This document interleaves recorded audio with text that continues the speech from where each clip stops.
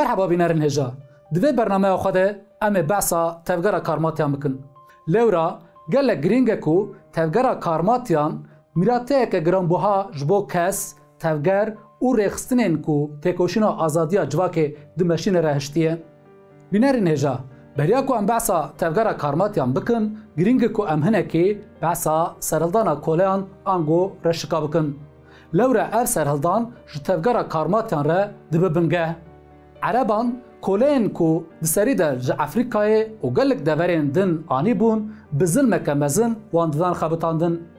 پشتی سرلدان ابو مسلم و بابک خورامی کولان جی نوکوی و زورداریا لسرخوا ایدی قبول ندکرن.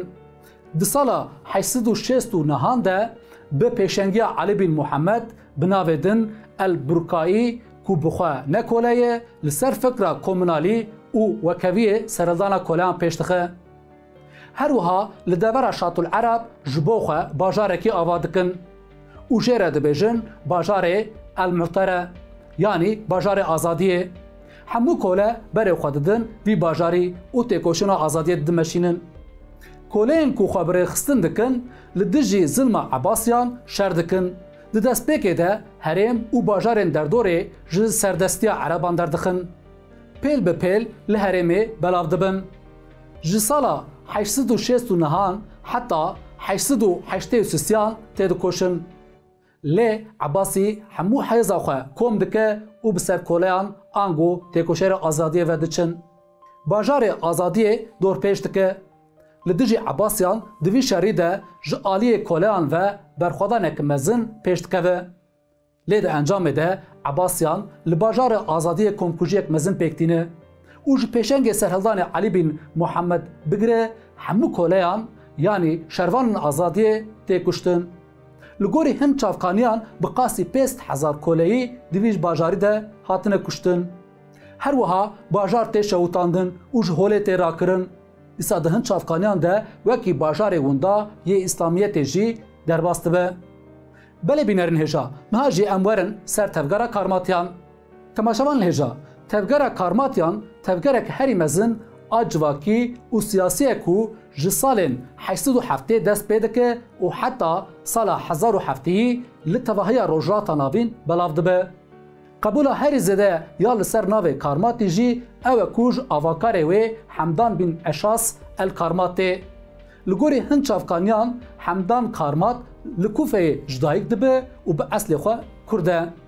تفگرا کارماتیان در روجرات ناوین ده هریمین وکی ایران، عراق، سوریه، خراسان، یمن، بحریان، مصر و قادک گلک فره بلاو ببو. سه سالا کو کارماتی درد کون هوله و پیش و دچن تایبتمندی و دمی او کو عباسیان لپیشبری سهرلدان نهایی هزین خواه وندا کرنه. در ریوبریه ده ناکوکین کور رودایه و باندورا وان کین بونه.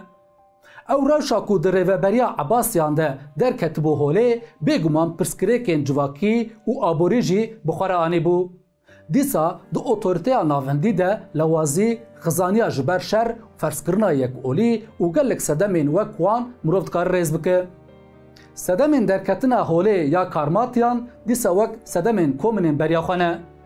پشتگیری هری زده جعالی گندی، کارکر، ین خودی چاند و باورین جدا تداین. دست پیکه ده کارماتی تنه دناف گندی و کولان ده تی قبول کرن و ریخستن کرن. لی هر کودچه تفگر سرکفتی دبه. بدمیره لروجات ناوین همو هزین جواکی ین دروی دولت و دستلاتاریه دبن سیوانا خوده کوم دکن. اندامین تفگره جهور دبجن رفیق یعنی هوال.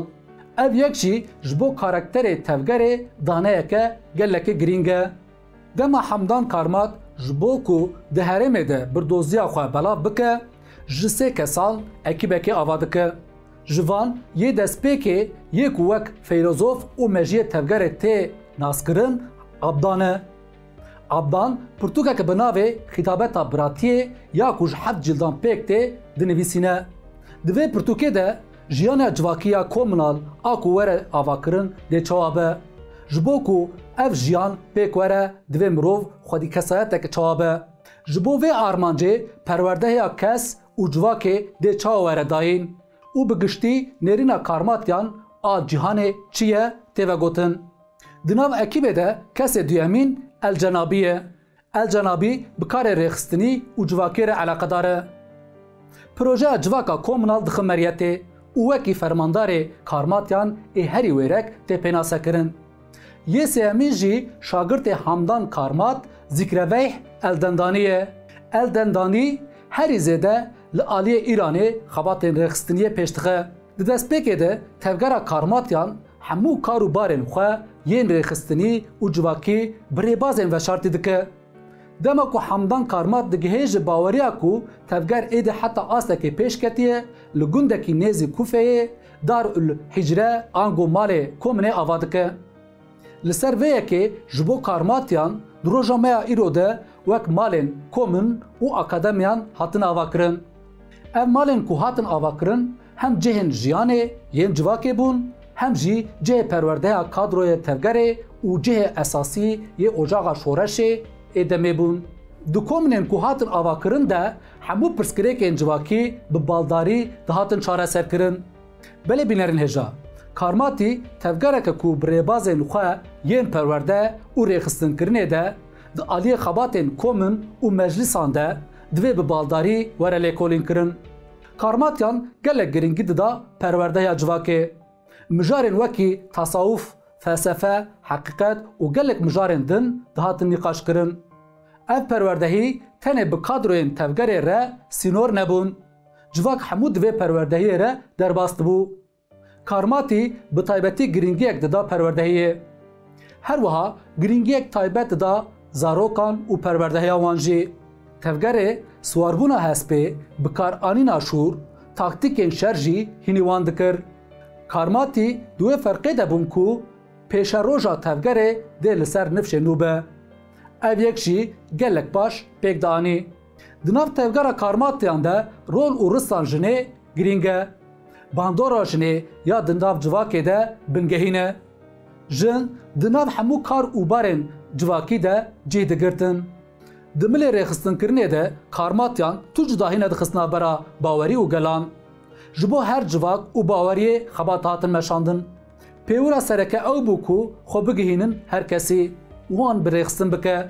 Her kadroyê vê tevgerê ku biçûna kîjan herêmê divê ew herêm, gel û baweriya wê herêmê baş bizaniba.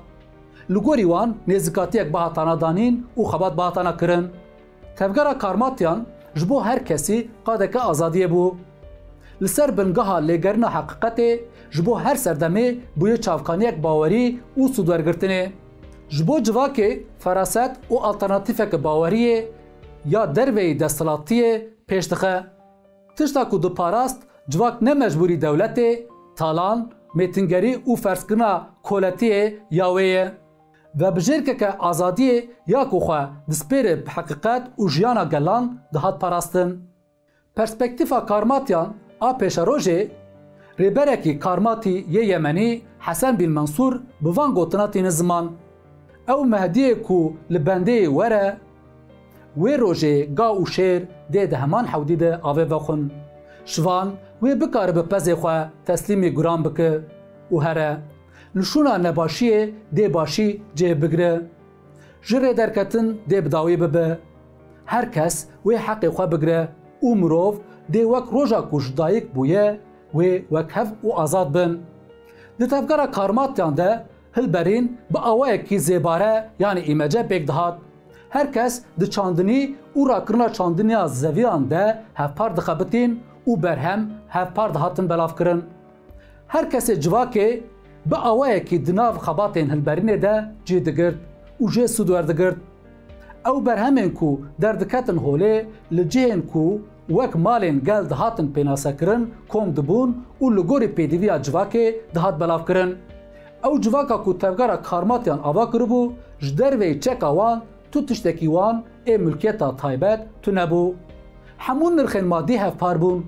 Parvekirin piştevanî esas bû. Her endamên civakê li gorî hêza xwe ya fîzîkî di nav kar û barê aboriyê de cih digirtin. Karmatiyan di nav civakê de aboriyek li gorî nêzîkatiya felsefeya xwe û esasên civakî pêşxistibû. Hemdan Karmat ji mirovên li cem xwe re digot. berhemên li cem we pêdiviya we jê çênabe ji ber ku cîhan hemû yê bibiya we ji xwe taybetmendiya herî bingehîn a komînê ya ku dayê tevgera karmatiyan dawîkirina milkiyeta taybet û li şûna wê milkiyeta civakî pêk anîne. Bi vî awayî ji gere dibêjin her tiştên xwe yên maddî bînin navedekê kom bikin û beşdarî avakirina jiyana hevpar bibin. Gel jî bi her awayî vê yekê pêktîne. Di vê demê de ji bilî şûr, tîr û tîrkevan tu amûrekî mirovan ê taybet tunebûye. Karmatiyan bi vî rengî gav bi gav avakirina jiyana komînal û pergala aboriyê pêş dixe. Karmatî xwedî rêxistinbûyîneke gelekî bihêz û li qadeke fireh bi rêxistin bûye. Bi giştî ji kadroyan pêk tê û bi girîngdayîna perwerdeya wan xwe digihîne girseyên mezin. Di serdemekê de ew qas bihêz dibin ku li Behriyeyê dewleteke karmatiyan ava dikin. Di sala 1930 de digirin ser bajarê Mekeyê dixin bin kontrola xwe û Hacerul Esvedî yanî kevirê reş ê li Mekeyê tînin Behriyanê bi qasî 20 salan li vir digire. Nêzî 2 salî li deverên cuda bi awayekî bi bandor hebûna xwe berdewam kiriye. Armanca wan ew e ku wekî mazdek li ser baweriya zerdüştî yanî ji heman kok û baweriyê tên civakeke komînal wek hev, hevpar, adilane û azad ava bikin. Belê bînerin hêja, dema mirov li xebatên tevgera karmatiyan dinêre, dibîne ku di roja me ya îro de tevgera azadiya Kurdistanê bê li ser mîrate û hîmekî çawa teşegirtiye.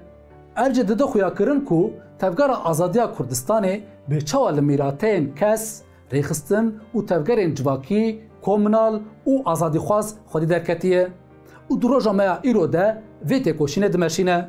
Şopîner û temaşevan lêja ji bo heqîqeta dîroka Kurdistanê di tarîtiye de nemîne, me şewqa çiraya xwe da ser tevgera karmatiyan. Hêvî darim ku sûdwar bûbe. Belê bînerin hêja, em gihîştin dawiya vê bernameya xwe. Ji bîr nekin, bibin aboneyên kanala me bişopînin û bernameyê me bela bikin. Xwe binasin, hebûn û xwebûna xwe biparêzin. Heta bernameyeke din, ev dem û hemû demê xweş bin.